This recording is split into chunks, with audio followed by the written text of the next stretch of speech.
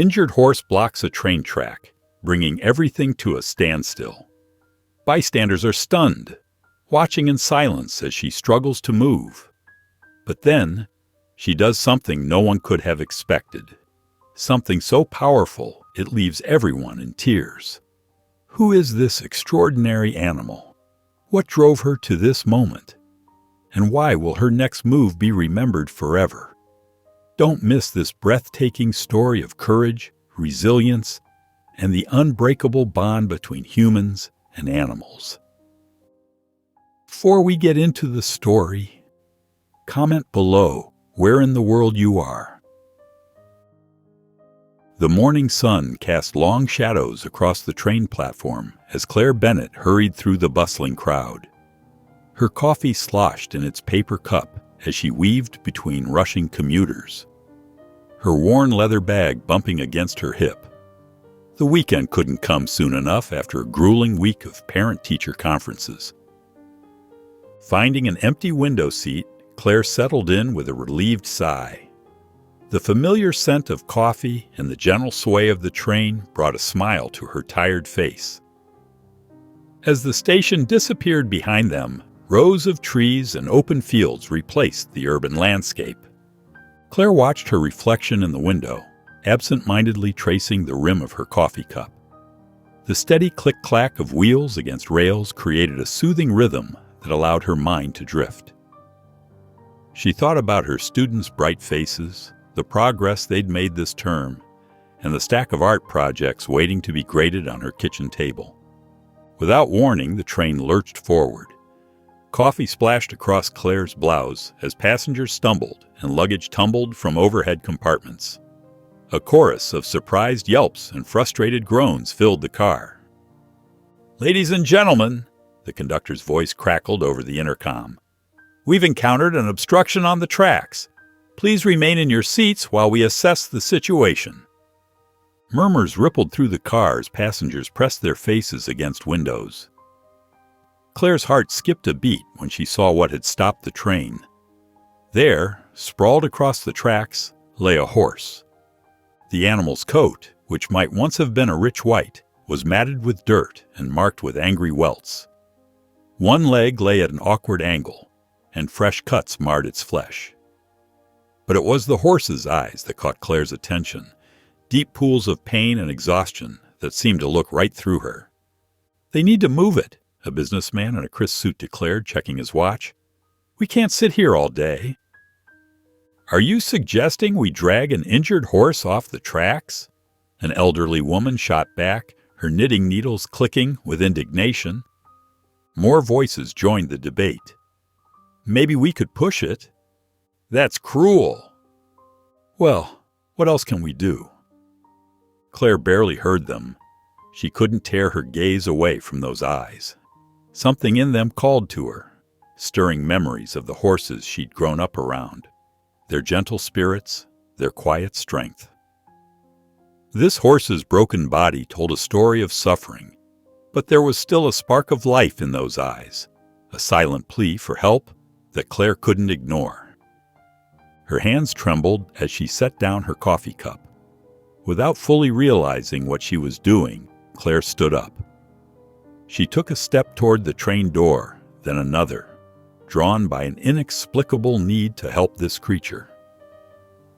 "Miss, please stay in your seat," a train attendant called out, but Claire barely heard him. Her heart pounded in her chest as she moved closer to the exit, knowing only that she couldn't stand by and watch this animal suffer. Claire approached the injured horse carefully, her steps measured and gentle. The animal's ears twitched at her approach, but it made no attempt to move from the tracks. Up close, the extent of its injuries made her stomach turn. "Hey there, sweet girl," Claire whispered, noticing the horse was female. She knelt beside the massive animal, keeping her movements slow and predictable. "I'm not going to hurt you." The horse flinched as Claire's hand hovered near her neck, but didn't pull away. A worn leather harness, cracked and stained with blood, hung loosely around the horse's body. Claire's fingers traced old scars beneath matted fur and fresh welts that could only have come from a whip. Her jaw tightened. These weren't the kinds of injuries a wild horse would have. "Poor thing," she murmured. "Someone did this to you, didn't they?" Behind her, passengers had gathered at the edge of the tracks, their voices carrying on the morning air. "It's probably just some runaway farm horse," a man in a business suit said dismissively. "Or abandoned," another added. "These things happen all the time." But Claire noticed something strange about the horse's behavior. Despite her injuries, the animal's gaze wasn't vacant or confused. Her eyes kept darting to something beyond the tracks, then back to Claire, as if trying to tell her something. Following the horse's line of sight, Claire noticed drag marks in the gravel beside the tracks. They led away from the train toward a shallow ditch. Her heart pounding, Claire followed the trail. There, huddled in the shadow of some weeds, was a tiny puppy. Its black and white fur was caked with mud, and it whimpered softly when Claire approached. The pup couldn't have been more than a few months old. Claire gathered the trembling creature in her arms, cradling it against her chest as she walked back to the gathered crowd. The horse's eyes followed her movement, and Claire saw relief in those deep brown eyes. "Look," Claire announced to the muttering passengers. "She wasn't just lying here for no reason. She was protecting this puppy." She held up the shivering bundle of fur. "She must have stopped the train on purpose. She was trying to get our attention." A wave of surprised gasps and murmurs swept through the crowd. The businessman who had been so dismissive earlier rubbed his chin thoughtfully. An elderly woman pressed her hand to her heart. "But how did she know to stop a train?" someone asked skeptically. "She's clearly someone's horse," Claire explained, pointing to the harness. "She's been around people enough to understand trains mean people. And look at these injuries. Someone's been hurting her. Maybe she saw a chance to save both herself and this puppy." The skeptical voices began to quiet as passengers looked at the scene with new eyes. The protective horse, the rescued puppy, the obvious signs of abuse. Where there had been impatience, Claire now saw compassion beginning to bloom in their faces. The passengers, moved by the horse's protective act, began gathering around with offerings. An elderly woman pulled a bottle of water from her purse, while a young boy shared his apple. Claire watched as the horse, despite her obvious pain, gently accepted their gifts. "We need to do more than just feed her," Claire said, her voice firm but kind. "These injuries need proper medical attention. Does anyone know a veterinarian in the area?" The crowd shuffled uncertainly. A few people pulled out their phones, but most just exchanged helpless glances. "I could look up the nearest clinic," a woman offered, "but we're pretty far from town." The sound of sirens cut through the morning air. A police car pulled up beside the tracks, its lights flashing in the early sunlight. Officer Will Harris stepped out, adjusting his belt as he surveyed the scene. His expression was measured, professional, and distinctly skeptical. "Folks, we need to clear these tracks," he announced, walking toward the group. "There's another train scheduled in an hour." Claire stepped forward, the puppy still cradled in her arms. "Officer, please, this horse needs help. Look at these injuries." She pointed to the bloody harness, the fresh welts across the horse's flanks. "Someone's been abusing her. She stopped this train to save this puppy. We can't just push her aside." Officer Harris frowned, studying the horse's condition. "Ma'am, I understand your concern, but we can't block a major rail line on suspicion alone. We don't know where this horse came from or who owns it."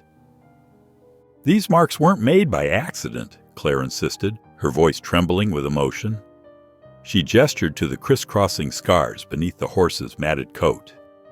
"Someone did this deliberately, repeatedly. She trusted us enough to ask for help. We can't let her down now." Harris ran a hand across his face, clearly torn between protocol and the evidence before him. The horse, as if sensing the weight of the moment, struggled to rise. Her legs shook with the effort, and she stumbled, falling back to her knees. But instead of giving up, she turned her head toward Claire, and with what seemed like her last bit of strength, rested it against Claire's shoulder. The gesture sent a ripple of emotion through the crowd. Several people wiped their eyes, and even Officer Harris's professional demeanor softened. "Please," Claire whispered, carefully balancing the puppy while supporting the horse's head. "Let me try to help her." Officer Harris looked at the horse, then at the moved faces of the passengers. His shoulders relaxed slightly, and he nodded. "All right, Ms. Bennett. Claire Bennett. Ms. Bennett, we'll give you a chance to help this animal, but we need to work fast to get proper medical attention here." Claire quickly organized a small group of volunteers from among the passengers. A young woman in scrubs offered her basic medical knowledge, while others fetched water bottles and whatever clean cloth they could find. "We need to clean these wounds before they get infected," Claire explained, gently dabbing at a particularly nasty gash on the horse's flank. The animal flinched, but remained still, as if understanding they were trying to help. An elderly man shuffled forward with his wool sweater. "Here, use this as a blanket. Poor thing shivering." While the impromptu medical team worked, Claire pulled out her phone and dialed the nearest veterinary clinic. Her hands trembled slightly as she explained the situation. "Yes, we're by the railroad crossing on County Road 23, she said. "The horse is severely injured. Yes, I understand it's early, but this is an emergency." As Claire wiped away dried blood from the horse's side, something caught her eye. Beneath the dirt and matted fur, she could make out a faint mark.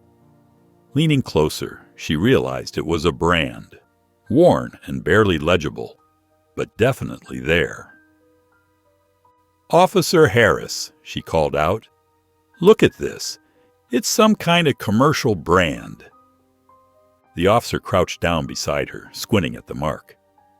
"Looks like it might be from one of the bigger stables in the region. This horse has a history." Around them, the crowd of passengers grew restless. Some had begun pacing, checking their watches and phones. "This is ridiculous," the man in the business suit shouted. "We can't all be late because of one horse." "I have a connecting train to catch." Another voice joined in. Officer Harris raised his hands, trying to maintain calm. "Folks, I understand your frustration. We're working to resolve this as quickly as possible." Suddenly, a booming voice cut through the murmurs of the crowd. "That's my property you're messing with." The crowd parted as a large man pushed his way through. His clothes were rumpled, and anger radiated from his reddened face. Claire recognized him immediately. Jacob Pratt, notorious in the local community for his questionable treatment of animals.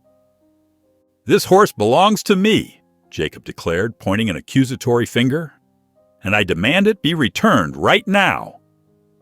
The horse's reaction was immediate and telling. She tried to pull away, terror visible in her wide eyes. The puppy in Claire's arms began to whimper. Passengers exchanged worried glances, the earlier impatience forgotten in the face of this new tension. Claire slowly stood up, positioning herself between Jacob and the injured horse.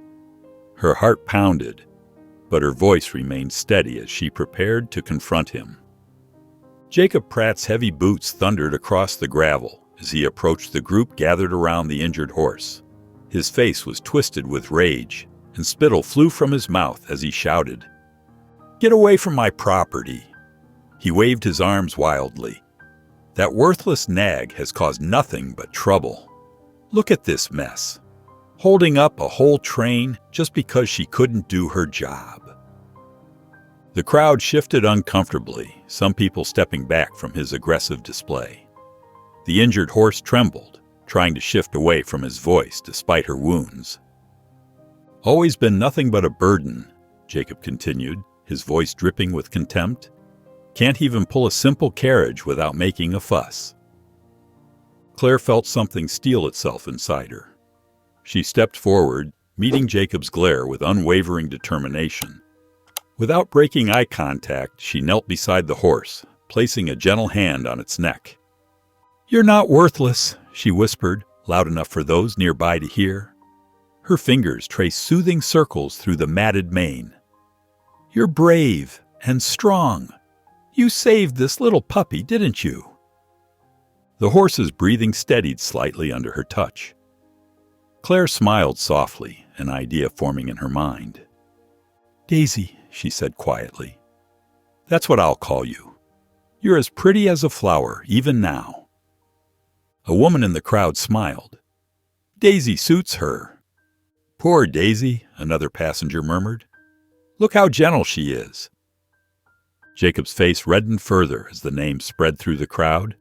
"Stop naming it. That horse is my property, and I'll do what I want with it." "Her," Claire corrected firmly. "Daisy is a living being, not an it."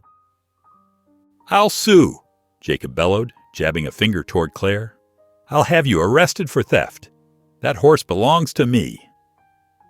Officer Harris, who had been watching the scene unfold, stepped between them. His voice was calm but authoritative. "Mr. Pratt, do you have any documentation proving your ownership?" "What?" Jacob sputtered. "Everyone knows that horse is mine." "I'll need to see proper paperwork," Officer Harris stated. "Registration, bill of sale, veterinary records, anything official showing you're the legal owner. Come back with those documents, and we can discuss this further." Jacob's face contorted with fury. He spun around, kicking gravel as he stormed away, shouting threats over his shoulder. As his angry voice faded, Daisy stretched her neck forward slightly, touching her nose to Claire's hand. The gesture was gentle, almost thankful. Claire stroked Daisy's forehead. "You're safe now, Daisy. I promise." As Jacob's angry footsteps faded into the distance, the crowd erupted into heated discussion. A businessman in a crisp suit shook his head, his briefcase clutched tightly. "You're asking for trouble," he warned Claire. "If he owns the horse legally, you could face serious consequences." "But did you see how he acted?" a young woman countered, her voice rising with emotion. "No caring owner would talk about their animal that way." Claire remained by Daisy's side, gently stroking her neck as the argument swirled around them. The horse's eyes, though tired, stayed fixed on Claire with unwavering trust. Officer Harris stood nearby, his notepad out as he documented the scene. His professional demeanor softened as he watched Daisy lean into Claire's touch. "Ms. Bennett," he said, crouching down beside them, "could you show me those injuries you mentioned?" Claire carefully lifted Daisy's matted mane, revealing deep rope burns and old scars. "See these marks? They're from a too-tight harness. And look here." She pointed to Daisy's ribs, clearly visible through her dull coat. "She's severely undernourished." The vet, Dr. Jasmine Wilson, had arrived during the commotion and was conducting a thorough examination. Her face grew increasingly grave as she worked. "These wounds are infected," she announced, pressing gently around a particularly nasty gash. "And there are multiple signs of prolonged abuse. The scarring patterns suggest repeated trauma over months, possibly years." Officer Harris's jaw tightened as he made more notes. "And you're saying she protected a puppy?" "Yes," Claire responded, gesturing to the small dog now curled up against Daisy's side. "She wouldn't leave it behind, even in her condition." Dr. Wilson stood up, brushing dirt from her knees. Her expression was serious as she addressed the group. "This horse needs immediate medical attention. The infections are severe, and she's dangerously dehydrated. Without proper treatment—" She paused, her voice heavy. "She might not make it through the day." A collective gasp rose from the crowd. The businessman who had spoken earlier shifted uncomfortably. "Still," an elderly man argued, "shouldn't we wait for proper legal channels? What if this Jacob fellow really does own her?" Ownership doesn't give anyone the right to abuse an animal, a woman shot back, her eyes glistening with tears as she looked at Daisy's wounds. More voices joined in support of Claire, while a smaller group continued to argue for caution and legal procedure. Through it all, Daisy stood quietly, her head lowered against Claire's shoulder, as if knowing her fate hung in the balance. Dr. Wilson worked efficiently, her experienced hands cleaning Daisy's wounds with gentle precision. She attached an IV line to deliver much-needed fluids, while Claire remained a constant presence at Daisy's side. The morning sun had grown stronger, casting long shadows across the tracks as Claire stroked Daisy's neck. "That's it, sweet girl," Claire murmured, watching as Daisy's tense muscles gradually relaxed under her touch. Though the horse's eyes remained heavy with exhaustion, they stayed fixed on Claire, filled with a trust that touched everyone watching. "We need to move her off the tracks," Dr. Wilson said, packing away some supplies. "The antibiotics will help, but she needs proper care at a facility." Several passengers stepped forward, along with local farmers who had arrived to help. They gathered tarps and blankets from the train, creating a makeshift stretcher large enough to support Daisy's weight. "Easy now," Claire soothed as they prepared to move her. But Daisy had other ideas. The proud horse gathered her remaining strength, trying to push herself up on trembling legs. "Oh, Daisy," Claire whispered, her heart aching as the horse's legs buckled and she collapsed back onto the tracks. Daisy let out a soft whimper of defeat. Claire knelt beside her, pressing her forehead against Daisy's. "It's okay, Daisy. You don't have to do it alone." The words seemed to calm the horse, who stopped struggling. The group worked together, carefully sliding the makeshift stretcher under Daisy's body. With coordinated effort, they lifted her, moving slowly but steadily away from the tracks.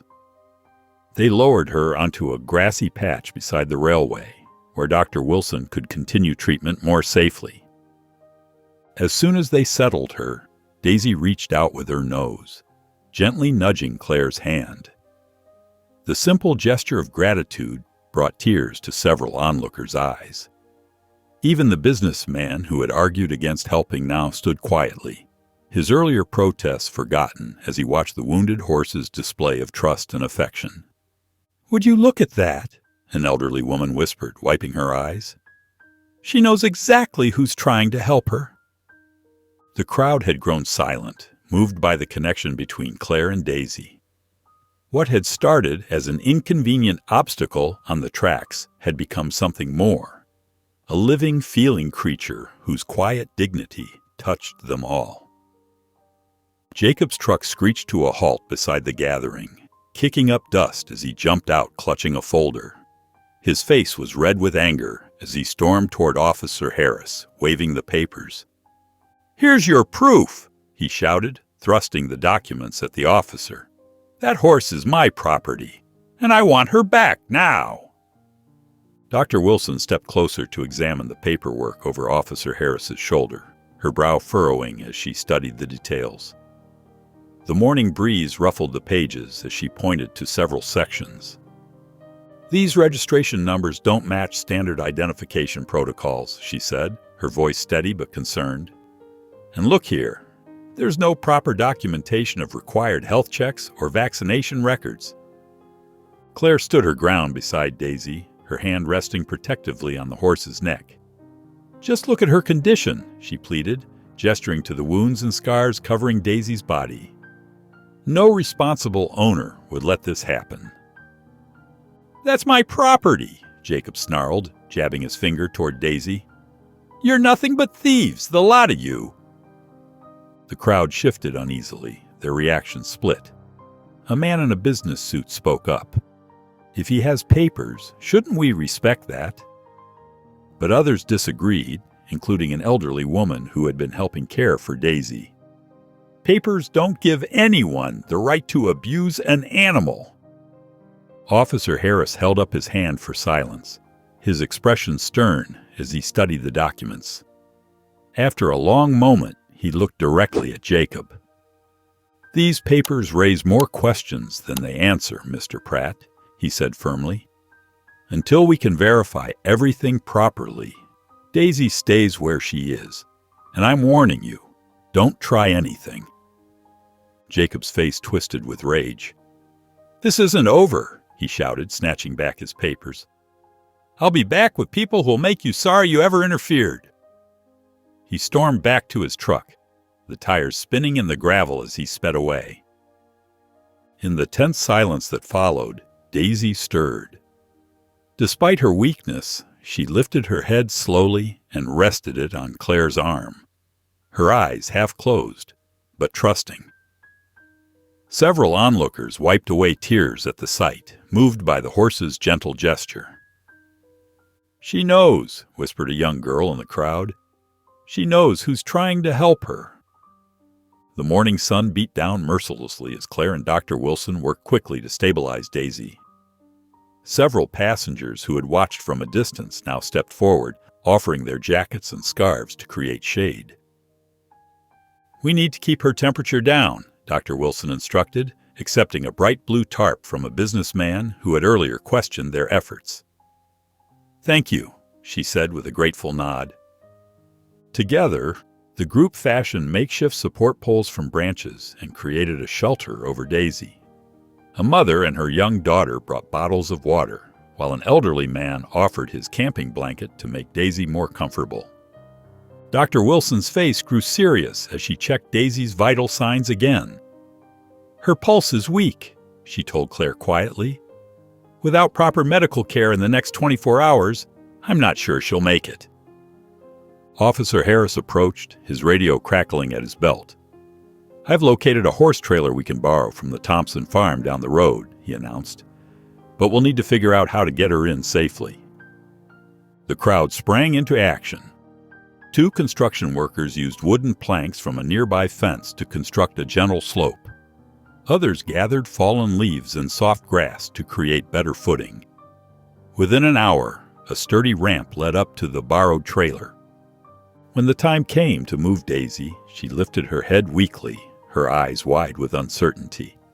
Her legs trembled as Claire gently urged her forward.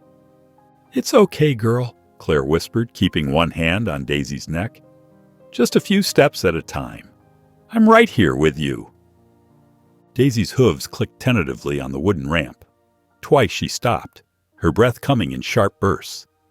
Each time Claire stood patiently beside her, speaking in soft, encouraging tones. Finally, with one last effort, Daisy stepped fully into the trailer. At the clinic, Dr. Wilson immediately began treatment, setting up IV fluids and administering antibiotics. The examination room smelled of antiseptic and fresh hay, as warm light from a heat lamp bathed Daisy's stall in a gentle glow. Claire stayed close, her hand moving in slow, comforting strokes along Daisy's neck. As evening approached, she leaned close to the horse's ear. "You're not just a horse," she whispered softly. "You're a fighter. We'll get through this together." Golden rays of morning sunlight streamed through the clinic windows, casting warm patches across Daisy's stall. Claire stood beside Dr. Wilson, watching intently as the vet checked Daisy's vital signs. The horse's breathing was steadier now, though exhaustion still showed in her drooping head and half-closed eyes. "Her temperature has stabilized," Dr. Wilson said, making notes on her clipboard. "The antibiotics seem to be working. She's not out of danger yet, but these are promising signs." Claire nodded, relief washing over her as she watched Daisy take slow, measured breaths. The previous day's stress had taken its toll, but the horse's quiet strength continued to amaze her. While cleaning the stall later that morning, Claire spoke softly to Daisy, spreading fresh hay across the floor. "You know, when I was little, we had this old pony named Buttercup," she said, smiling at the memory. "She taught me everything about trust and patience." As if understanding, Daisy lifted her head slightly and stretched her neck toward Claire. Her soft muzzle brushed against Claire's palm. the gesture so gentle it brought tears to Claire's eyes. "Look at what you've been through," Claire whispered, carefully stroking Daisy's neck. The scars beneath her fingers told a story of years of mistreatment. Yet here was Daisy, still willing to trust. Officer Harris arrived around midday, his expression serious as he pulled Claire aside. "Jacob's been making calls," he warned. "He's likely preparing to escalate this legally. But don't worry. I've been in touch with some contacts who specialize in animal welfare cases." Dr. Wilson joined them, her clipboard tucked under her arm. "We should document everything," she suggested. "I'd like to run a full set of x-rays.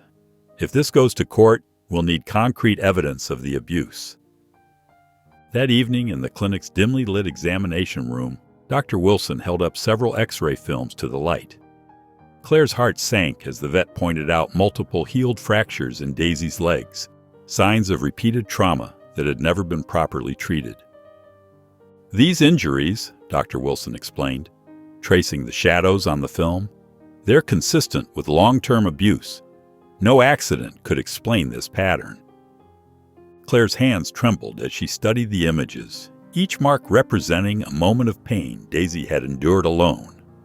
Turning to the horse, who watched them with tired but trusting eyes, Claire whispered fiercely, "Whatever it takes, we'll protect you, Daisy." The morning brought a surge of determination as Claire began her mission to gather support for Daisy. She sat at the clinic's front desk, phone in hand, working through a list of contacts she'd collected from the train passengers. Each call sparked a small flame of hope. "Hello, this is Claire Bennett. I was wondering if you'd be willing to share what you saw that day on the tracks," she asked, her voice steady and clear. The responses varied, but many were eager to help. Sarah, a local teacher who'd been on the train, promised to spread the word through her network. An elderly gentleman who lived near the tracks recalled seeing Jacob's mistreatment of Daisy on multiple occasions. By midday, the clinic's waiting room had become an impromptu gathering place. Mary Chen, who owned the corner store near the market square, wrung her hands as she described a horrifying scene from just 2 months ago. "That poor horse," Mary said, her voice trembling. "Jacob had her pulling a cart loaded with scrap metal. It was far too heavy. She collapsed right there in the street, and he—" She paused, wiping her eyes. "He just kept whipping her until she got up." A local photographer named Tom pulled out his phone, showing Claire a photo he'd taken during a town event. The image showed Daisy's ribs protruding sharply through her dull coat, her head hanging low as she struggled with another overloaded cart. Dr. Wilson carefully documented each testimony, adding them to her growing file of medical evidence. X-rays, blood work results, and detailed photographs of Daisy's injuries painted a clear picture of prolonged abuse. "The pattern of scarring suggests repeated trauma," Dr. Wilson explained to Officer Harris, who nodded grimly as he reviewed the evidence. "Combined with the severe malnutrition and untreated infections, it's undeniable." "These testimonies, along with your medical documentation, make a compelling case," Officer Harris said, his usually stern expression softening as he glanced toward Daisy's stall. "We've got enough here to take action." As evening settled over the clinic, Claire sat on a hay bale beside Daisy's stall. The day's emotional weight pressed heavy on her shoulders, but hope burned brighter than ever. She reached through the bars, gently stroking Daisy's neck. "You've been through so much, but we're not giving up," Claire whispered softly. "You've got a whole town behind you now." Daisy lifted her head, pressing her soft muzzle against Claire's palm in a gentle nuzzle, as if understanding every word. The night settled over the clinic like a heavy blanket, bringing with it an uneasy quiet. Claire dozed fitfully in a wooden chair beside Daisy's stall, her body exhausted from the emotional day. The mare's soft breathing provided a gentle rhythm in the darkness, broken only by the occasional rustle of hay. Outside, 2 figures moved through the shadows. Jacob's hulking form and his accomplice's smaller frame crept toward the barn door, their footsteps muffled by the damp grass. The moonlight caught the glint of determination in Jacob's eyes as he carefully worked the door's latch. Inside, Daisy's ears suddenly pricked forward. Her nostrils flared at a familiar scent that made her muscles tense. The sound of boots on concrete echoed softly through the barn, and Daisy's breathing quickened. She backed away from the stall door, her hooves scraping against the floor in growing panic. "Easy there, you stupid nag!" Jacob hissed, reaching for the stall latch. "Keep quiet now." But Daisy's fear overwhelmed her. She tossed her head, backing further into the corner as her hooves clattered loudly against the floor. Her terrified movements caused the metal water bucket to crash against the stall wall. Claire jolted awake, her heart pounding as she took in the scene before her. "Stop right there!" she shouted, jumping to her feet. "Get away from her!" Jacob spun around, his face twisted with anger. "This is my property," he snarled, yanking open the stall door. "I'm taking what's mine." Daisy's panic reached a peak. She reared up, nearly striking Jacob with her front hooves as he tried to grab her halter. The commotion echoed through the barn, and suddenly, heavy footsteps pounded outside. Officer Harris burst through the door, his flashlight beam cutting through the darkness. "Step away from the horse, Jacob," he commanded, his hand resting on his holster. "You can't stop me from taking my own horse," Jacob spat, still gripping the lead rope. "I've got papers." "What you've got is a trespassing charge," Harris replied firmly, "and attempting to remove evidence in an ongoing investigation. Step back now, or you'll be spending the night in a cell." Jacob's accomplice had already fled, leaving him alone to face the consequences. With a final curse, he threw down the lead rope and stormed out of the barn. The moment Jacob disappeared, Daisy's legs gave out. She sank to the straw-covered floor, her whole body trembling uncontrollably. Claire rushed to her side, kneeling beside the frightened mare. "I won't let him hurt you again, Daisy," she whispered, running gentle hands through the horse's tangled mane. "I promise." The morning sun cast long shadows across the clinic's yard as a steady stream of visitors arrived. Word of Jacob's nighttime attempt to steal Daisy has spread through the small town like wildfire, drawing concerned citizens to the barn. They came bearing gifts: fresh hay, grain, medical supplies, and even homemade treats for both Daisy and Claire. "I brought some extra blankets," said Mrs. Thompson, the local librarian, setting down a neatly folded stack. "And there's hot coffee in that thermos for you, Claire. You must be exhausted." Claire smiled gratefully, touched by the outpouring of support.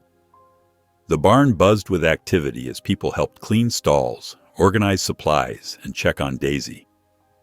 The mare seemed to sense the positive energy, holding her head a little higher as she watched the visitors.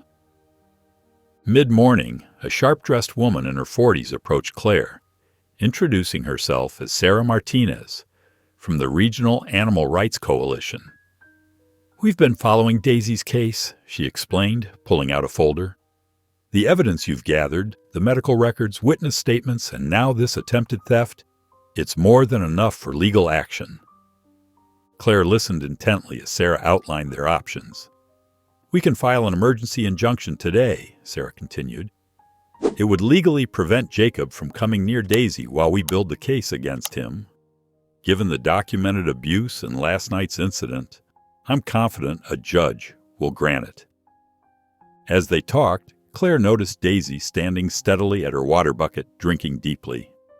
The mare's appetite had improved too. She'd finished her morning hay and was eyeing the fresh flakes that volunteers had brought. These small signs of recovery made Claire's heart lighter. "Look at her," Claire said softly to Sarah. "Yesterday she could barely stand. And now—" Sarah nodded understanding. "She's a fighter. And with this much support, Jacob doesn't stand a chance." The morning continued to bring surprises. Local businesses sent donations to cover Daisy's medical care. A feed store owner promised monthly deliveries of hay and grain. Even the town's newspaper reporter stopped by, wanting to share Daisy's story with a wider audience. As the sun climbed higher, Claire watched Daisy nibble at some fresh hay in her stall. The mare's movements were still careful, but there was a new steadiness to her steps. A small figure appeared at the stall door, little Emma, the baker's daughter, clutching a shiny red apple in her tiny hands. Can I give it to her?" Emma asked shyly. Claire nodded, showing Emma how to hold her hand flat. Daisy lifted her head, regarding the child with gentle eyes. Then, with the utmost care, she took the apple from Emma's palm, her soft lips tickling the girl's hand. Emma's face lit up with delight, and around the barn people smiled at the sweet interaction. The following morning, Officer Harris arrived at the clinic with a grim expression. "Jacob's filed formal ownership papers," he explained to Claire. "There's going to be a court hearing next week to sort this out." Claire's stomach dropped as she absorbed the news. "He's claiming theft?" she asked, her voice tight with disbelief. "Both you and the vet are named in his complaint," Harris confirmed, handing her the official notice. Sarah Martinez from the animal rights group arrived shortly after, having already heard the news. "Don't let this shake you," she assured Claire. "We've been building a solid case. The medical evidence alone tells a compelling story." They gathered in the clinic's office, spreading documents across the desk. X-rays showed Daisy's poorly healed fractures. Photographs documented her wounds and scars. The vet's detailed reports outlined severe malnutrition and chronic injuries consistent with long-term abuse. "Look at these witness statements," Sarah said, pointing to a thick folder. "The market vendor who saw Jacob whipping Daisy, the stable hand who quit because of his cruelty. These are powerful testimonies." But Jacob had begun his own campaign. Word reached Claire that he was spreading rumors around town, claiming she had orchestrated the whole train incident for attention. He suggested she was using Daisy to gain fame and donations under false pretenses. Claire noticed the change when she went to the local diner for lunch. Conversation stopped when she entered. Some people who had been supportive now avoided eye contact. The pressure of public scrutiny weighed heavily on her shoulders. "Don't let him get to you," the vet advised, seeing Claire's worry. "Focus on Daisy's recovery. That's what matters." Taking the vet's advice, Claire threw herself into caring for Daisy. The mare's strength improved daily, her eyes brighter, her appetite strong. When children visited, Daisy was gentle and patient, letting them stroke her nose through the stall bars. These moments reminded Claire why the fight mattered. That evening, Claire sat on a hay bale outside Daisy's stall, reviewing her notes for the upcoming hearing. The barn was quiet, except for the soft sounds of horses munching hay. Her eyes blurred as she read through another medical report. A warm breath rustled her hair, and Claire looked up to find Daisy stretching her neck over the stall door. Gently, the mare rested her head on Claire's shoulder, her presence solid and reassuring.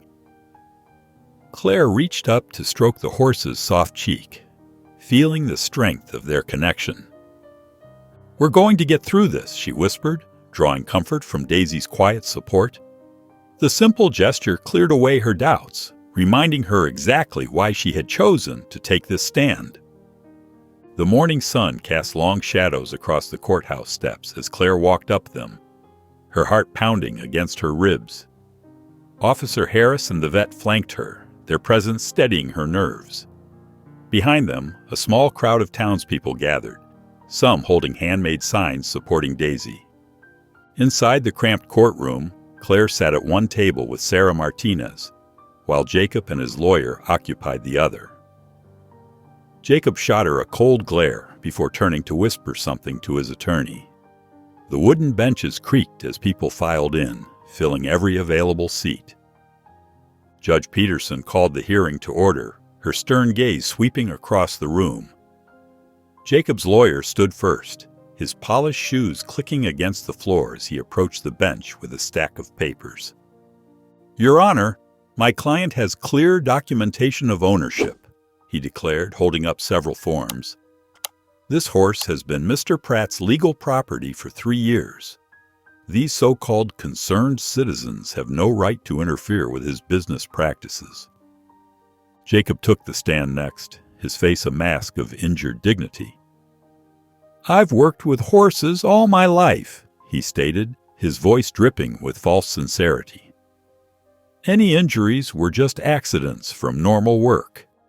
You can't baby these animals. They're meant to work." When Claire's turn came, she approached the front with steady steps. The vet's medical reports felt solid in her hands as she presented them to the judge. "These X-rays show multiple healed fractures," she explained, her voice growing stronger. "The scarring patterns indicate repeated abuse, not workplace accidents."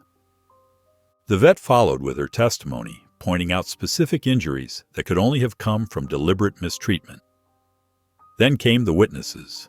The market vendor described seeing Jacob whip Daisy until she collapsed, while the former stable hand detailed months of neglect.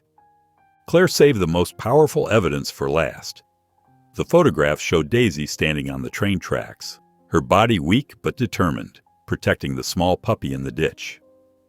More images captured her gentle interactions with children at the clinic, despite her injuries. "This isn't just about ownership," Claire concluded, her voice clear and passionate. "This is about recognizing that animals aren't just property. They feel pain, show courage, and deserve protection from abuse." The courtroom fell silent as Judge Peterson announced she would review all evidence before making her decision. Outside, Claire stood on the courthouse steps, surrounded by supporters. Daisy waited patiently in her trailer nearby, her calm presence a reminder of everything they were fighting for. "No matter what happens," Claire told her, reaching out to stroke her soft nose, "you've already won the hearts of so many." The days passed slowly as Claire waited for the court's decision. Rather than letting anxiety consume her, she channeled her energy into Daisy's recovery. Each morning she arrived at the clinic early, helping clean Daisy's stall and checking her wounds. "Her progress is remarkable," the vet said one morning, examining Daisy's healing injuries. "The infection is clearing up, and she's putting on weight." She pointed to Daisy's coat, which had begun to shine with renewed health. Claire beamed as Daisy took her first steps outside the clinic. Though still tentative, the horse moved with growing confidence, her hooves crunching softly on the gravel path. Claire walked beside her, one hand resting gently on her neck, matching her pace to Daisy's careful steps. Meanwhile, the case against Jacob grew stronger. Mary Thompson, who had worked at Jacob's stables 2 years ago, came forward with detailed records of his mistreatment of animals. "He would work the horses until they dropped," Mary told Officer Harris, her hands shaking as she handed over her old notebooks. "If they couldn't get up, he'd leave them without food or water until they either stood or—" She couldn't finish the sentence. Word spread through the town, and more people began visiting the clinic.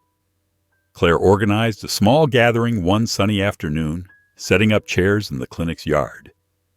Children arrived with their parents, clutching apples and carrots for Daisy. "Remember to hold your hand flat," Claire demonstrated to a small girl with pigtails. The child giggled as Daisy's soft lips tickled her palm, taking the apple slice with gentle care. Daisy seemed to blossom under the attention. Despite her past trauma, she remained patient and kind with each visitor.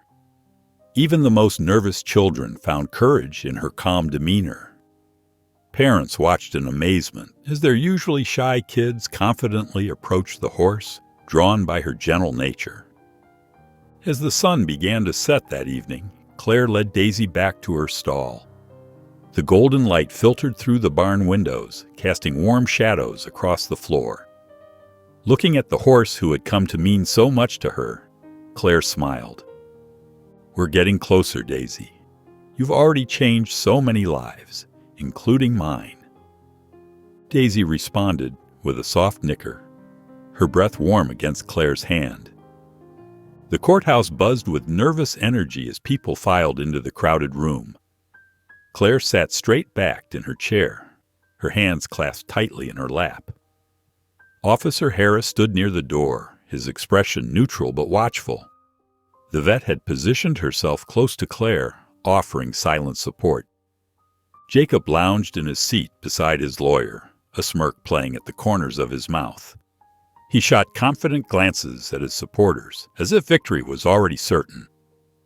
The wooden benches creaked as spectators shifted anxiously, waiting for the judge to enter. When the bailiff called for everyone to rise, Claire's heart pounded so hard she could barely hear the formal proceedings. The judge, a stern-faced woman with silver-streaked hair, settled into her chair and adjusted her glasses as she reviewed the papers before her. After careful consideration of all evidence presented, the judge began, her voice clear and steady, including extensive medical documentation, multiple witness testimonies, and photographic evidence, this court finds the defendant's treatment of the animal in question constitutes severe neglect and abuse. Claire held her breath. Jacob's smirk began to fade. Therefore, Mr. Pratt's claim of ownership is hereby revoked. The judge's gavel punctuated her words. Temporary guardianship will be granted to Ms. Bennett, while arrangements are made for the animal's permanent placement in an approved sanctuary. The courtroom erupted in murmurs. Jacob jumped to his feet, his face turning red. "This is ridiculous," he shouted, pointing an accusing finger at Claire. "She manipulated everyone. That horse is my property." "You will maintain order in this court," the judge warned sharply. But Jacob continued his tirade, his voice rising. "I'll appeal. This isn't over." Two security officers moved quickly to his side, taking his arms firmly. "You can't do this." Jacob struggled as they led him toward the exit. "I'll fight this decision. You haven't heard the last of me." The door closed behind them, muffling his continued threats. The tension in the room broke like a summer storm, replaced by relieved smiles and quiet celebrations. Several people patted Claire's shoulder as they passed, offering congratulations. Outside the courthouse, Daisy waited patiently in the shade of an old oak tree, watched over by volunteers from the clinic. As Claire emerged into the sunlight, the gathered crowd broke into applause and cheers. Daisy's ears perked up at the sound, and she lifted her head, searching for Claire. Claire walked over to her, tears of joy streaming down her face. Daisy immediately leaned her head against Claire's shoulder, her usual gesture of trust and affection.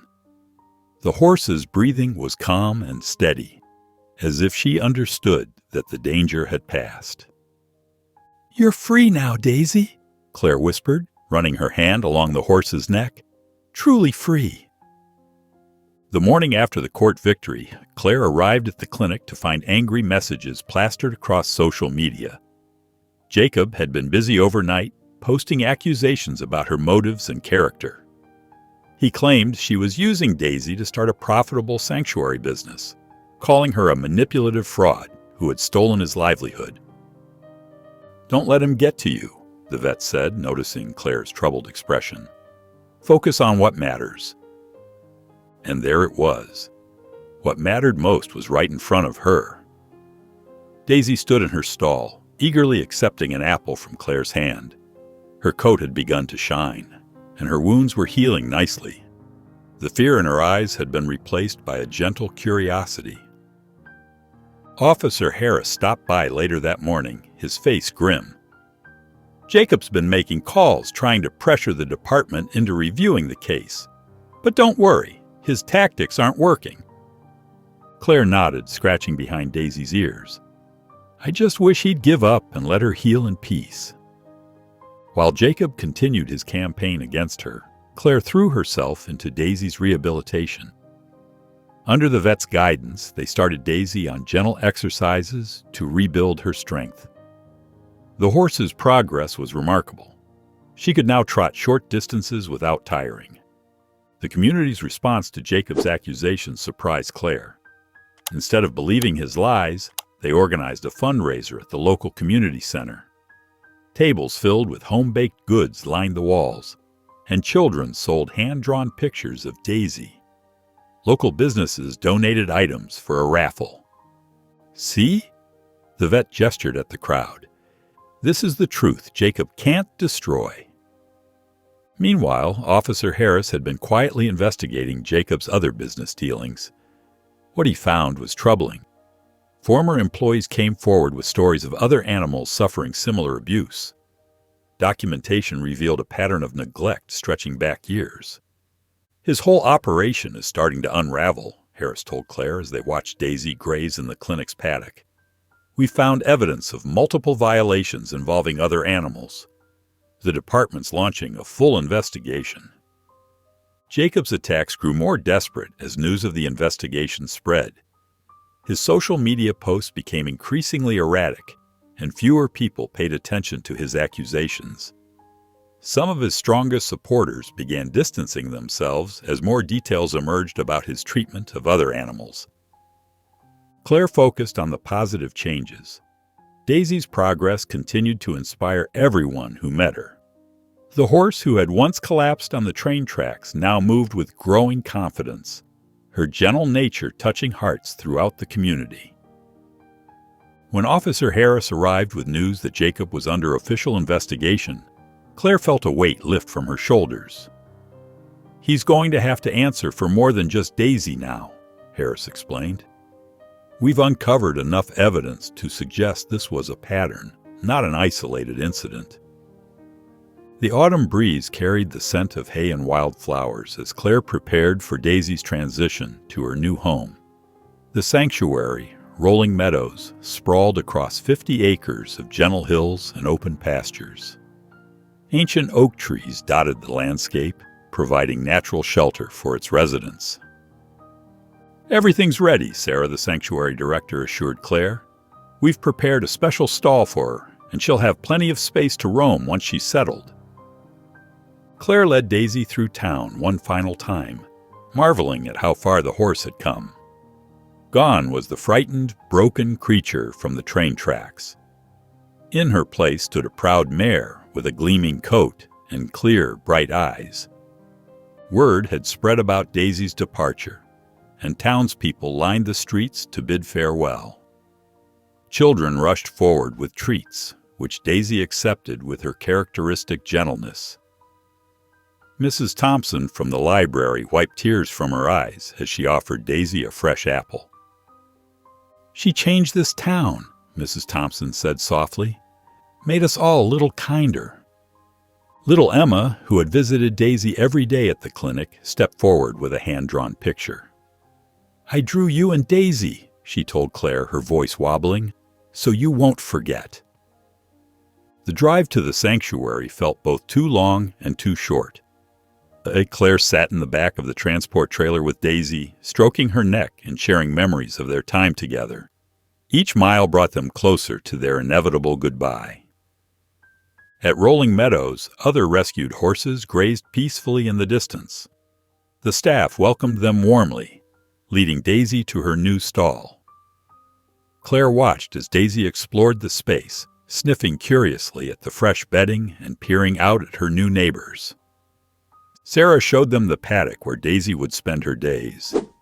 She'll have plenty of company, she explained, gesturing to the other horses, and lots of space to run free. Claire's heart felt heavy and full as she prepared to leave. Daisy seemed to sense the moment's importance. She walked over to Claire, and just as she had done so many times before, rested her head gently on Claire's shoulder. The gesture spoke volumes, of gratitude, of trust, and of a friendship that had changed them both. The seasons changed, painting rolling meadows in vibrant colors as Daisy flourished in her new home. Her coat gleamed in the sunlight, and her eyes sparkled with life. The frightened horse from the train tracks had transformed into a confident, gentle soul who drew others to her naturally. Sarah, the sanctuary director, marveled at Daisy's progress. "She's become our star resident," she told Claire during one of her weekly visits. "The other horses follow her lead, especially the newer rescues. It's like she knows exactly how to comfort them." Claire watched as Daisy trotted alongside another rescued horse, nickering softly as if offering encouragement. The sight warmed her heart, knowing how far Daisy had come from those dark days of abuse. Word of Daisy's story spread beyond their small town. Local newspapers featured articles about her journey, inspiring other communities to take action against animal cruelty. The sanctuary received more calls about suspected abuse cases, and people began volunteering in greater numbers. During one of Claire's visits with her fourth-grade class, she noticed Tommy, a usually withdrawn student, standing transfixed by Daisy's paddock. The boy, who rarely spoke in class due to severe anxiety, reached out hesitantly toward the fence. Daisy approached slowly, lowering her head to his level. "She likes you," Claire said softly. Tommy's face lit up as Daisy gently nuzzled his hand. For the first time that year, Claire saw him smile. That moment sparked an idea, and soon Daisy began working with the sanctuary's new therapy program. Week after week, children and adults found comfort in Daisy's steady presence. Her patience seemed endless as she stood quietly for those who needed to lean on her strength.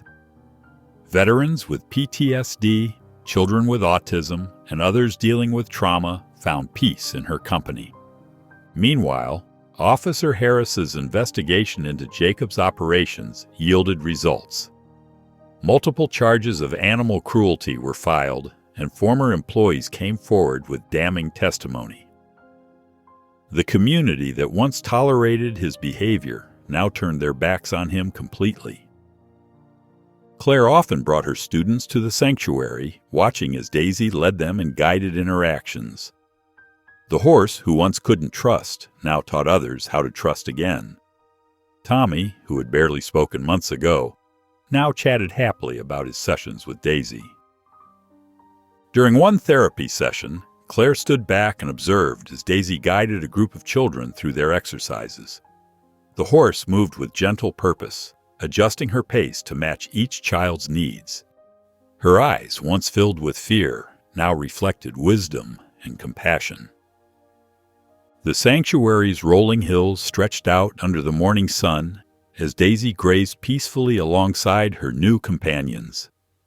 Her once matted coat now gleamed like polished copper, and her eyes held a gentle confidence that touched everyone who met her. Claire leaned against the fence, watching as Daisy moved gracefully through the pasture, occasionally touching noses with other rescued horses. "She's come so far," Sarah, the sanctuary director, said as she joined Claire at the fence. "You wouldn't know she's the same horse who collapsed on those train tracks." Claire nodded, her throat tight with emotion. She just needed someone to believe in her. The sanctuary staff had noticed something special about Daisy. While all their horses were gentle, Daisy possessed an extraordinary ability to sense when someone needed comfort.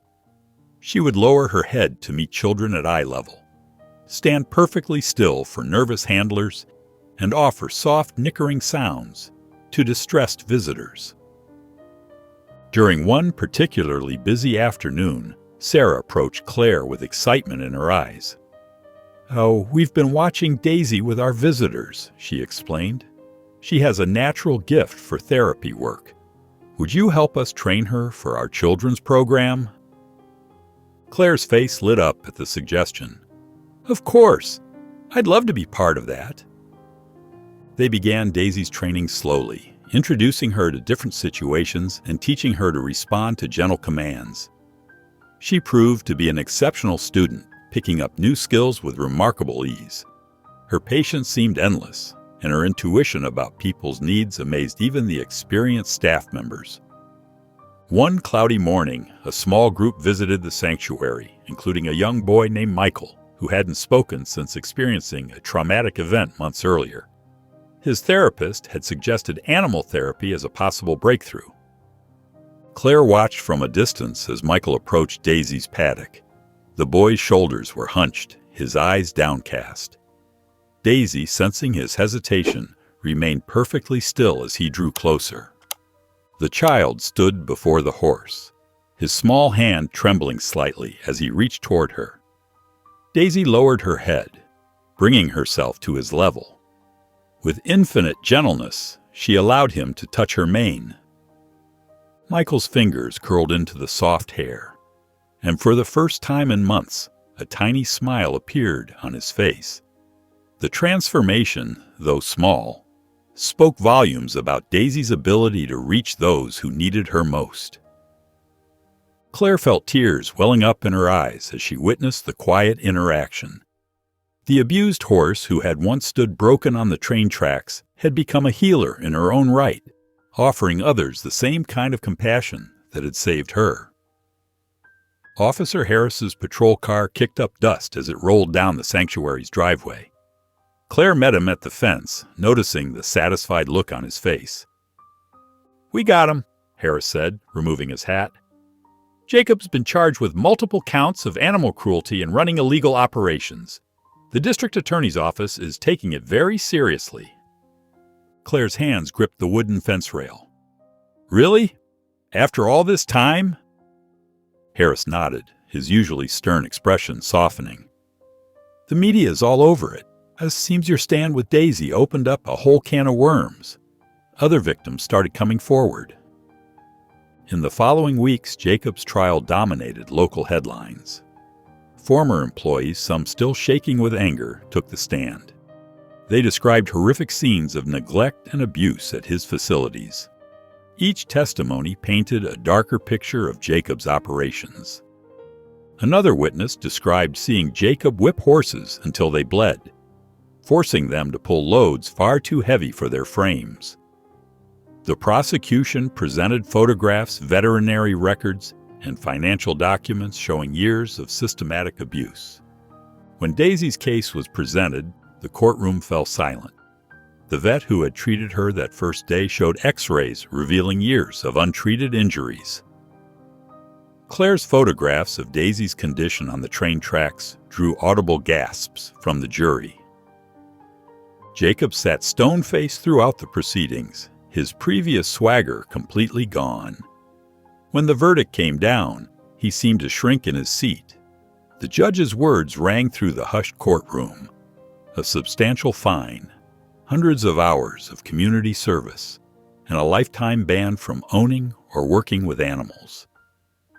Furthermore, the judge added, looking directly at Jacob, "This court finds your actions particularly egregious given the deliberate and sustained nature of the abuse."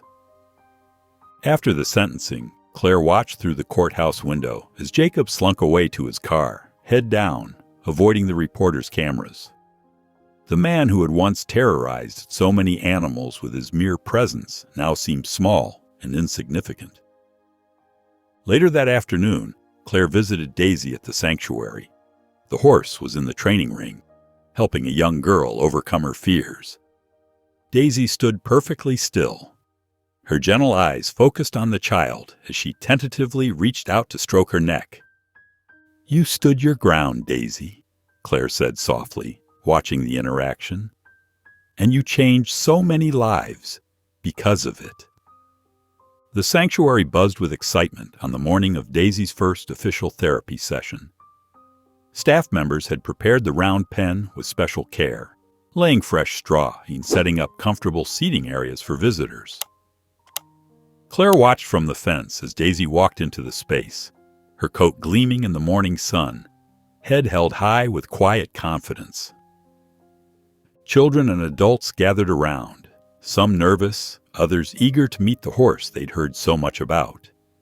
Among them was Cassie, a small girl with sad eyes, who hadn't spoken much since losing her father 3 months ago. Her mother gently guided her forward, but Cassie hung back, uncertain. Daisy seemed to sense Cassie's hesitation. The horse walked slowly toward her, stopping a few feet away and lowering her head. Cassie stared at Daisy, then took a tentative step forward. Claire held her breath, watching the connection unfold.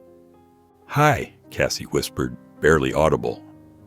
Daisy nickered softly in response, causing the girl's eyes to widen. Over the next hour, Cassie stayed close to Daisy, sometimes touching her mane, other times just standing near her. Eventually, words began to flow. "Daddy used to tell me stories about horses," Cassie said quietly to Daisy. "He said they could feel what was in your heart." Daisy turned her head toward Cassie, gently nuzzling her shoulder. Tears rolled down Cassie's cheeks as she wrapped her arms around Daisy's neck. Week after week, Cassie returned. Her mother watched in amazement as her daughter slowly emerged from her shell. "It's like watching a flower bloom," she told Claire one afternoon, wiping away tears. "She talks about her father now, shares memories. Before Daisy, she couldn't even say his name." Word of Daisy's gift spread quickly. Local newspapers ran features about the abused horse who became a healer. Television stations sent reporters to cover the sanctuary's expanding therapy program. People drove from neighboring towns just to meet Daisy and hear her story. Donations began arriving at the sanctuary, first in small amounts, then larger sums.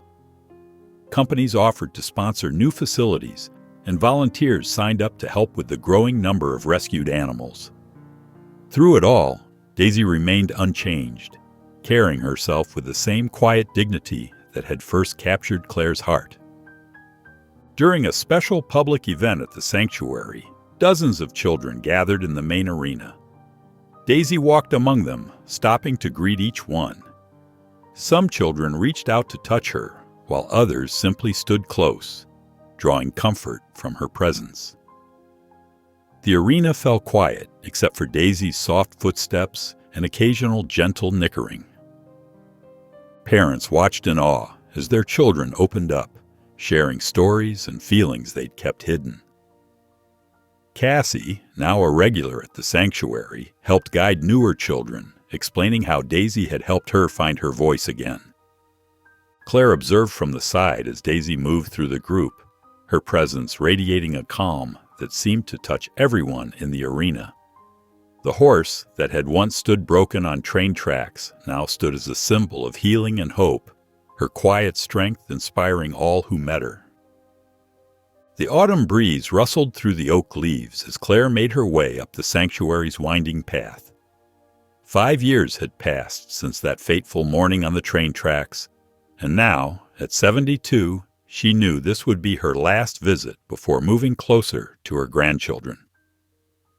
She found Daisy in her favorite spot, dozing under the massive oak tree.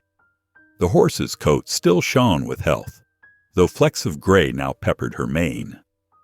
At Claire's approach, Daisy's ears perked up, and she lifted her head with the same gentle grace she'd always possessed. "Hello, old friend," Claire said softly, reaching out to stroke Daisy's neck. The horse stepped closer, resting her head against Claire's shoulder, a gesture that hadn't changed since their first days together. Claire lowered herself onto a wooden bench beneath the tree, and Daisy stayed close, her warm breath tickling Claire's silver hair. "Do you remember that morning on the tracks?" Claire asked, running her fingers through Daisy's mane. "You were so broken, but your spirit never gave up." Memories flooded back. The frightened horse lying across the rails, the tiny puppy in the ditch, Jacob's angry shouts, and the community that had come together to save one brave horse. "You've done so much, Daisy," Claire whispered, her voice thick with emotion. "You've shown the world what it means to stand up, even when the odds are against you." The sound of children's laughter drifted across the sanctuary grounds. A small group approached, carrying apples and carrots, their faces bright with excitement. Among them was Cassie, now a teenage volunteer, leading the younger children. "Miss Claire," they called out, rushing over. Daisy's ears pricked forward with interest as the children gathered around, offering their treats with open palms. She took each offering gently, nuzzling the children's hands, and drawing giggles from even the shyest ones. Claire watched as Daisy moved among the children, showing the same patience and gentleness that had helped hundreds of troubled souls find peace. Cassie sat beside Claire, sharing stories about the latest children Daisy had helped through their grief and anxiety. When it was time to leave, Claire stood slowly, giving Daisy one final pat. She walked toward the sanctuary gates, her heart full but heavy. At the entrance, she turned to look back one last time. There stood Daisy under the oak tree, surrounded by adoring children, her presence as commanding and gentle as ever. The setting sun cast a golden glow across the scene, highlighting the peaceful gathering beneath the ancient oak's spreading branches. Claire smiled, knowing that Daisy's story would continue to inspire hope and resilience in all who came to know her. If you enjoyed the story of Clary and Daisy, I handpicked this next story that you will enjoy. Please don't miss this one. Click here to watch it.